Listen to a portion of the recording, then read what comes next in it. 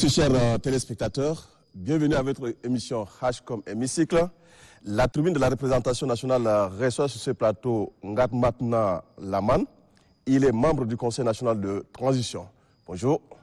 Monsieur le journaliste. Oui, bienvenue sur le plateau de H comme hémicycle, une tribune offerte aux parlementaires. Vous êtes aussi parlementaire et d'entrée de jeu, nos téléspectateurs aimeraient bien connaître qui est Ngatmatna Laman.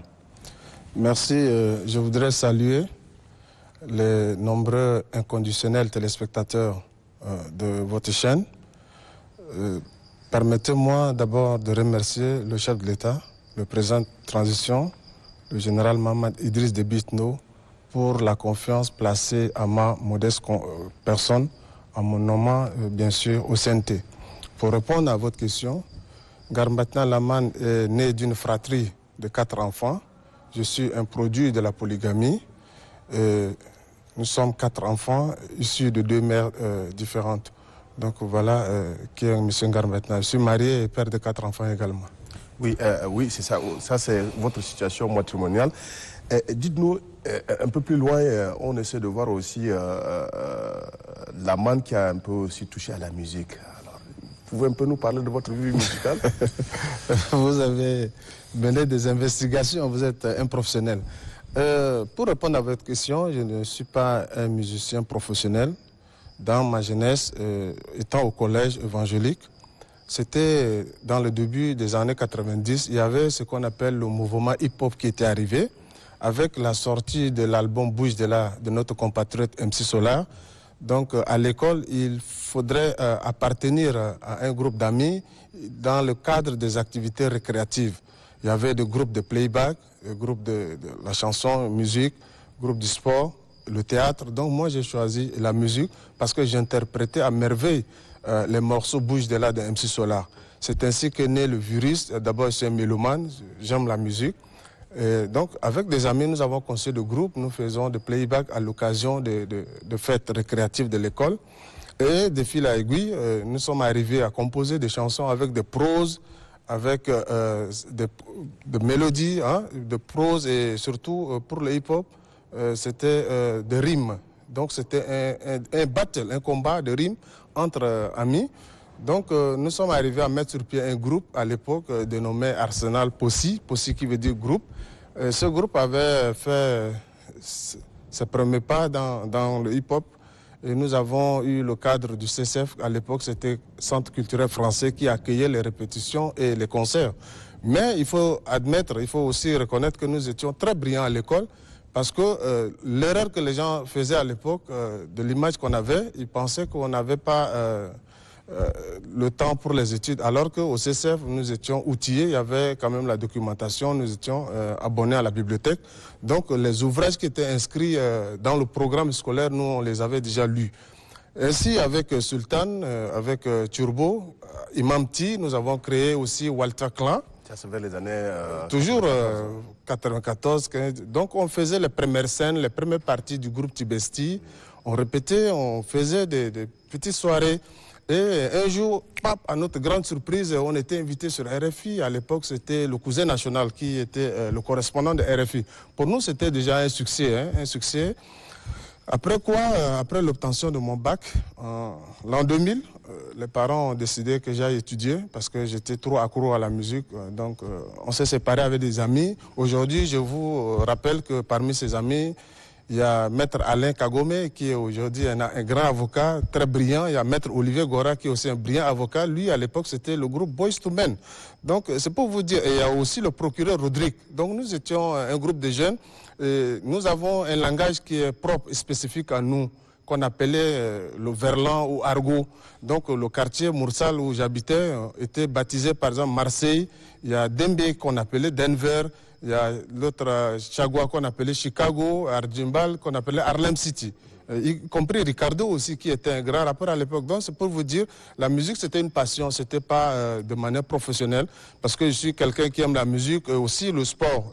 Ça vous n'avez pas fouillé dans votre investigation. J'ai pratiqué les arts martiaux, je suis ceinture noire 3e dan de taekwondo. J'ai fait un peu du théâtre mais pas beaucoup. C'était dans le cadre du mouvement de l'église catholique qu'on appelle Kimkogi. Donc j'étais aussi membre de Kimkogi. Donc voilà, brièvement retracer ce parcours que vous avez fouillé. Oui, voilà. Lamane, que pensez-vous aujourd'hui de la musique tchadienne? Est-ce que la musique tchadienne a quand même du bon séjour?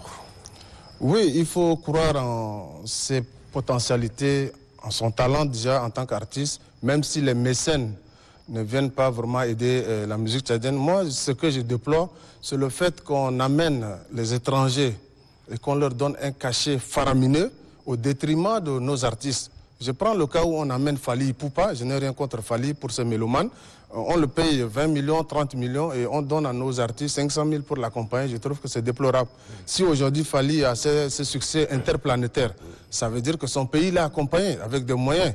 Donc nous pouvons aussi avoir des Fally chez nous, pourquoi pas. Donc il faut déjà valoriser notre culture, valoriser la musique tchadienne afin qu'elle puisse décoller. Donc c'est le conseil que je peux donner. Et aux artistes, je leur dis de croire en eux-mêmes d'abord et d'attendre l'aide qui peut venir naturellement du gouvernement. J'ai vu tout à l'heure, avant d'entrer ici au studio, Mandoué qui fait des œuvres extraordinaires. Il a initié ce qu'on appelle au nom de l'art. Donc à Gaoui, il a un projet sur lequel il travaille. Et j'ai vu, il a écrit sur un design de son t-shirt, « Tu es ton propre rêve ». Donc c'est un message assez fort. Je demande à ces artistes d'être également leur propre rêve, quoi, voilà.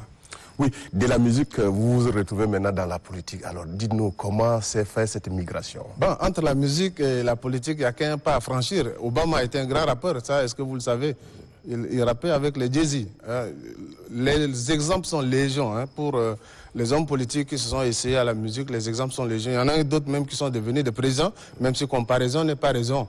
Et la politique, j'ai embrassé très tôt dans l'opposition radicale. À l'époque, c'est nous que Yorongar utilisait comme Cabri Mort n'a pas peur de couteau. Donc j'étais le chargé de mobilisation de la jeunesse du phare. C'était mes premiers pas, mes premiers débuts en politique. Quand je me suis retrouvé au Bénin dans le cadre de mes études hautes, j'ai adhéré en tant que sympathisant au parti Renaissance du Bénin et après les Forces Cori pour un Bénin émergent, FCBE, j'y arrive, de Yahi Boni. En 2006, j'ai battu campagne également auprès de ces militants, même si mon statut ne me permettait pas de m'engager véritablement. J'ai conduit avec l'équipe dirigeante de campagne de Yahi Boni. Il faut reconnaître que c'est au Bénin que le virus de la politique m'a vraiment pénétré. Au Bénin, tout est politique. Un clandomane, il va te parler de la politique, tu seras émerveillé. Rappelez-vous que c'est quand même le berceau de la démocratie en Afrique. Donc c'est là-bas que j'ai enraciné, n'est-ce pas, mon engagement politique et voilà pourquoi je suis engagé à 100%. Aujourd'hui, vous appartenez à quelle organisation politique? Je suis militant inconditionnel. Inconditionnel. Devant l'éternel, devant les hommes du MPS. Voilà. Devant les hommes et devant... Ouais. C'est ma conviction. C'est-à-dire que mon engagement, il est à 200%. Pas seulement à 100%, mais à 200%. Je ne suis pas de ceux-là qui sont un pied dedans, un pied dehors. Je suis 2 pieds dedans. Donc voilà. Dans le MPS. Ouais. Oui, un peu plus loin, Ngart, maintenant, vous êtes aussi contrôleur d'État. En quoi ces expériences peuvent-ils être aujourd'hui utiles pour le Conseil national de transition où vous êtes déjà membre du Conseil national de transition? Bon, pour la petite histoire, vous êtes journaliste, vous savez que l'IG a été dissoute le 20 octobre. Donc je suis ex-contrôleur d'État. Oui, j'ai... Le titre reste? Oui, bien sûr, naturellement. J'ai de la matière à apporter en ce qui concerne mon passage maintenant au CNT, en tant que membre du CNT. Voyez-vous, au niveau de l'IGE, nous diligentons des missions de contrôle, d'audit et d'inspection. Et c'est ce même travail-là qui s'est fait dans une commission à l'Assemblée. Donc, comme on dit, le poisson connaît l'eau, naturellement, je vais nager dans cette eau-là, qui n'est pas trouble, j'espère. Ah bon? Ouais. Conseiller Ngart Matna, vous êtes entré dans la politique étant très jeune. La politique a le côté, le haut et le bas. Alors, négativement, qu'est-ce que vous retenez aujourd'hui de la politique? J'ai pris des coups, beaucoup de coups. D'accord? Je suis le Tchadien quand même le plus insulté sur les réseaux sociaux. Allez-y sur le mobile de recherche Google, tapez mon nom. Vous allez voir que ce nom est cité au moins 2000 fois par jour. En prenant mon engagement... C'est parce que vous faites de la mauvaise politique? C'est vous qui le dites. En prenant cet engagement de venir en politique, je m'y attendais déjà. Donc l'esprit était préparé, que je devrais prendre des coups, et je pouvais aussi en donner. Mais il y a des gens qui donnent des coups en dessous de la ceinture, malheureusement. Mais j'ai la carapace de tortue, je supporte tous les coups, j'ai un mental d'acier qui me permet de supporter ces coups. Mais il y a une chose qui a retenu mon attention, très particulièrement. Un ancien SG du MPS, que je ne citerai pas le nom, pendant que j'ai traversé le désert, où j'étais exclu de toutes les activités du parti, il s'est permis de dire au maréchal, un témoin gênant m'a rapporté les faits, que ce monsieur, il est en exil au Canada, il n'est même pas au pays. Ça, je ne pouvais pas tolérer cela. Cela m'a fait très mal, parce que je galérais au ministère de l'administration du territoire, où j'étais sous-limier, je n'avais même pas de bureau, même pas un poste. Difficilement, j'ai tiré le diable par la queue.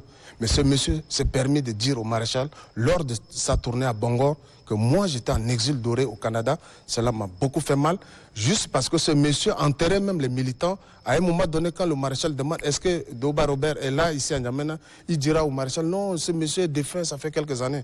Donc c'est des coups bas que j'ai supportés difficilement en politique. Et Dieu fait les choses, aujourd'hui je suis là. Et positivement? Positivement, il y a des gens qui m'ont tendu la main, qui m'ont tendu la perche, parce qu'en politique, on ne te cède pas un iota de territoire. Tu t'imposes, ou alors tu es écrasé.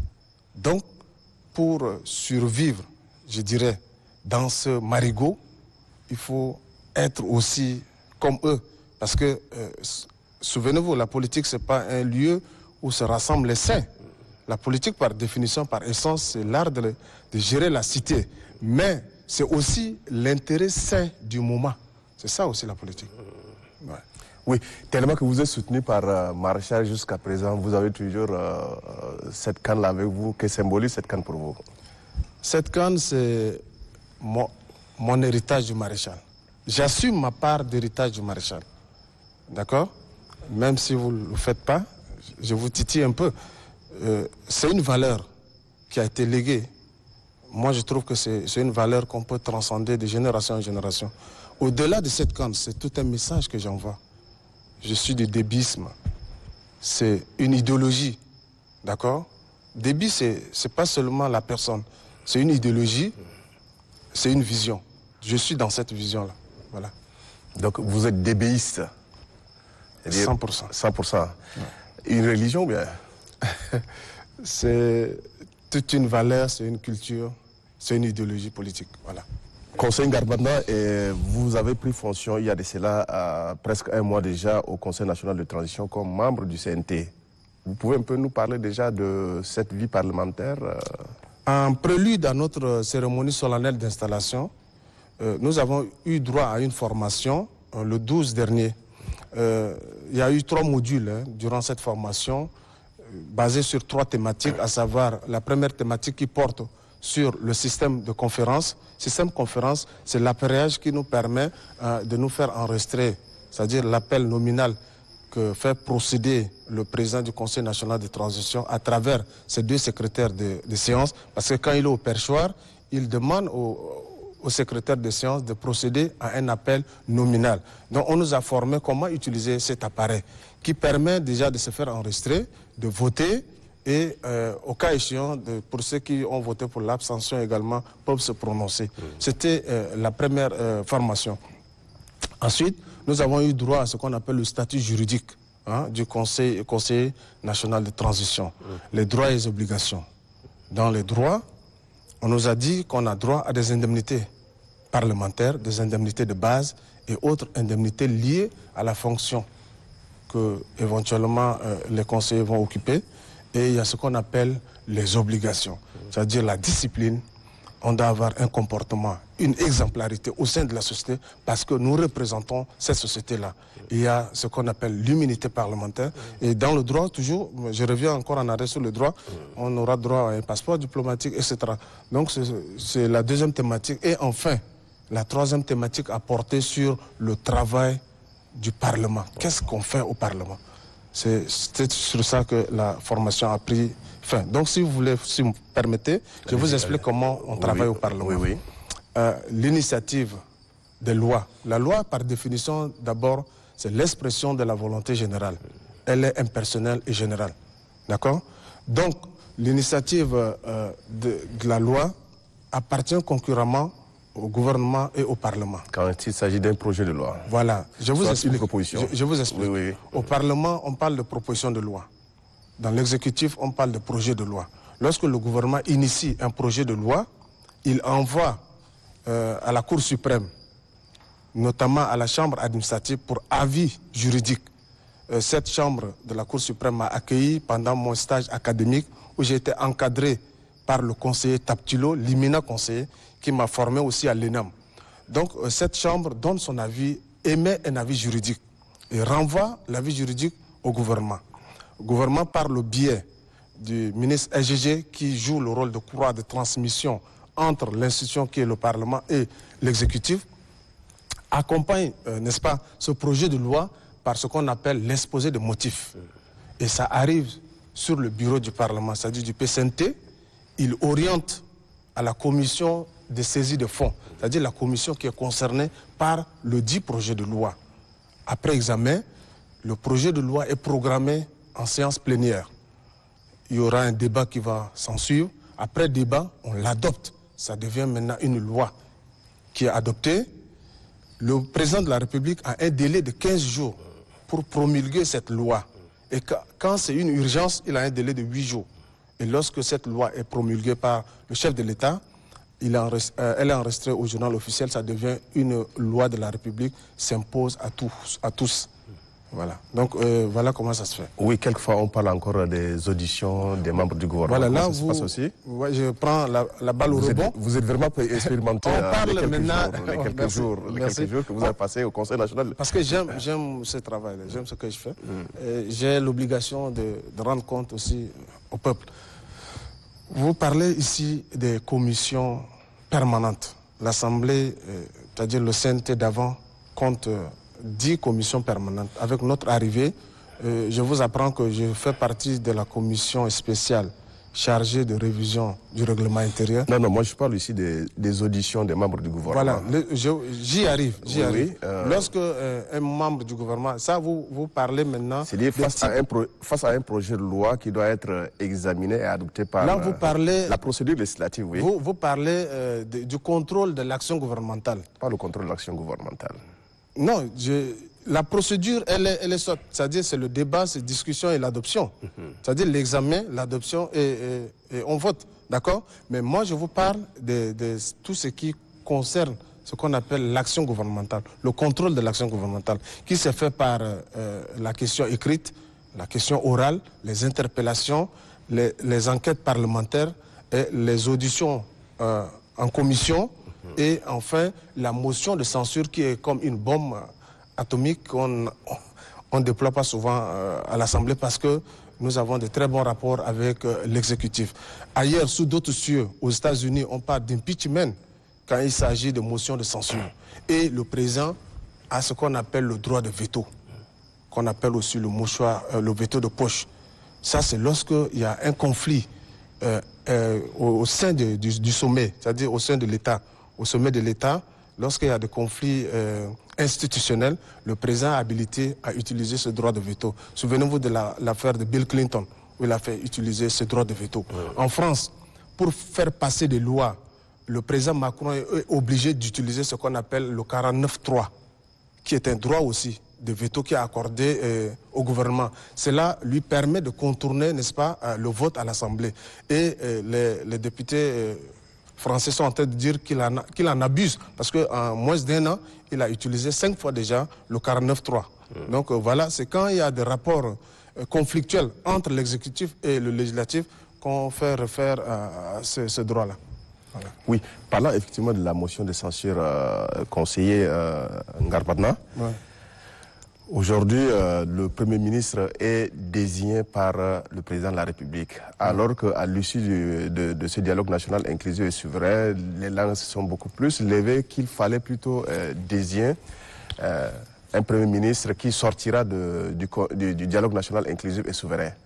Aujourd'hui, avec la posture du Premier ministre qui est d'abord de l'opposition. Et de l'autre côté, il y a la motion de censure. Est-ce qu'éventuellement, ça ne tend pas à ces conflits? Non, non, non. À mon avis, Monsieur le Premier ministre, son Excellence Saleh Kebzabo, est un grand acteur de la vie politique de notre pays. Le choix qui a été opéré sur lui n'est pas fortuit.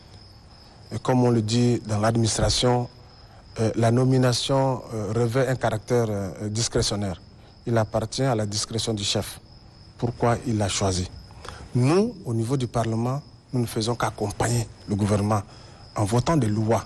Et lorsque le Parlement est en vacances parlementaires, nous donnons mandat au chef de l'État de légiférer par ordonnance. Au retour maintenant du Parlement, nous ratifions ces ordonnances-là.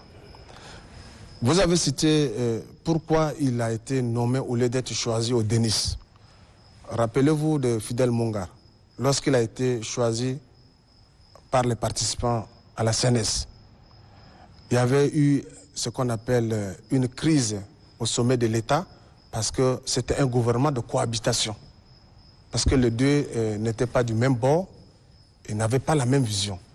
Donc cela a occasionné des crises et il a été destitué après quelques mois par le Parlement à travers la motion de censure. Mais en ce qui concerne ce dialogue et ce gouvernement de transition qui fait partie des 3 organes de transition, à savoir le président de transition, le gouvernement de transition et le CNT, nous ne pouvons pas parler de crise parce que Saleh Kebzabo, c'est un homme posé, un homme pondéré, un visionnaire, quelqu'un qui connaît tous les dossiers de ce pays-là. Il n'est pas un novice en politique. Donc, nous nous confions à sa sagesse et nous allons l'accompagner à réussir cette transition. Oui. Ngarmadna, vous avez aussi parlé de... Vous avez assez évoqué des sujets autour du rôle et de la mission assignée au Conseil national de transition qui est ici un organe provisoire de l'Assemblée nationale. Qu'est-ce que vous ambitionnez faire en tant que conseiller national durant les 24 mois? Nous mesurons la mission qui est la nôtre, la portée de cette mission, et nous osons être, n'est-ce pas, à même de porter cette mission-là. Nous allons redoubler d'efforts afin qu'à la fin de ces 24 mois, le résultat soit positif. Mais il y a une chose que j'aimerais ajouter. Généralement, ceux qui viennent compétir à une élection législative promettent monts et merveilles, ciel et terre aux électeurs, qui vont construire des routes, des écoles. Mais ce n'est pas le rôle d'un député de construire des routes et des hôpitaux. C'est du leurre. Je dis simplement à nos paysans qui nous suivent, quand un député se pointe dans votre localité pour dire qu'il va construire des routes ici, il va construire des écoles et des hôpitaux, il ment. Le rôle d'un député, c'est de voter des lois. S'il peut voter des lois en faveur de la construction d'une école, c'est une bonne chose. Mais lui, en tant que député, il ne peut pas dire qu'il va construire des routes. Il appartient au gouvernement de construire des routes et des écoles parce que c'est sa mission régalienne. Ce n'est pas la mission d'un député. Donc, je n'ai pas d'ambition, je n'ai pas un agenda. Je vais m'atteler à ces 24 mois. C'est ça la mission. Donc, je n'ai pas un agenda. Voilà. Mais déjà, tout de suite, vous avez parlé des questions d'interpellation des membres du gouvernement, les questions orales avec débat, les questions d'actualité. Est-ce que vous avez au moins des sujets à initier? Bien sûr. Oui, l'actualité quand même oblige. Nous avons assez de sujets. Est-ce que Ngarmadna, qu'est-ce que Ngarmadna compte, par exemple, mener en faveur de la jeunesse en tant que conseiller national? Est-ce que vous aurez à interpeller, par exemple, les membres du gouvernement par rapport à la question d'emploi? Est-ce que vous aurez à interpeller, par exemple, les membres du gouvernement par rapport à la situation de l'inondation? Est-ce que vous allez interpeller le gouvernement par rapport à la situation sanitaire, les prestations? En fait, il y a assez de sujets, mais vous, qu'est-ce que vous comptez faire? Une stratégie reste une stratégie lorsqu'elle n'est pas connue, lorsqu'elle n'est pas dévoilée. Je ne vais pas ici dévoiler sur le plateau quel membre du gouvernement je dois interpeller demain, ou bien sur quel sujet je dois me prononcer. Mais au moment venu, vous serez informé. Vous serez le premier à être informé. S'il y a lieu de se prononcer sur les inondations, quelle est votre position? Bon, nous déplorons cela parce que c'est d'abord un phénomène mondial. L'inondation, ce n'est pas propre au Tchad. Regardez un peu ce qui se passe ailleurs. C'est le réchauffement climatique. Tout dernièrement, il y a eu le COP27 qui s'est prononcé, le sommet sur le réchauffement climatique. Donc c'est un phénomène qui ne relève pas seulement du Tchad, mais nous déplorons parce que il y a des pères de famille, il y a des enfants qui sont abandonnés à la belle étoile. Même heureusement, le gouvernement est au chevet de ceux-là. Il y a des personnes de bonne volonté qui leur viennent en aide. Même si par moment les gens font de la récupération politique en se posant derrière les caméras pour dire qu'ils sont en train d'aider. Parce que les Saintes Écritures disent que lorsque ta main gauche donne, il ne faut pas que ta main droite sache que tu es en train d'aider. Donc voilà, c'est déplorable ce qui se passe avec les inondations. Mais nous croyons qu'il y aura des solutions qui seront prises dans un bref délai afin que ces familles qui occupent les écoles et autres puissent regagner leur domicile respectif.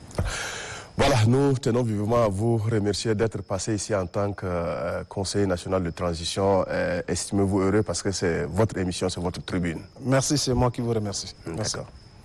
Voilà, mesdames et messieurs, chers téléspectateurs, ainsi se referme notre édition. Nous venons de recevoir sur ce plateau conseiller Ngarmatna Laman. Merci d'être passé ici. Au revoir et à la semaine prochaine.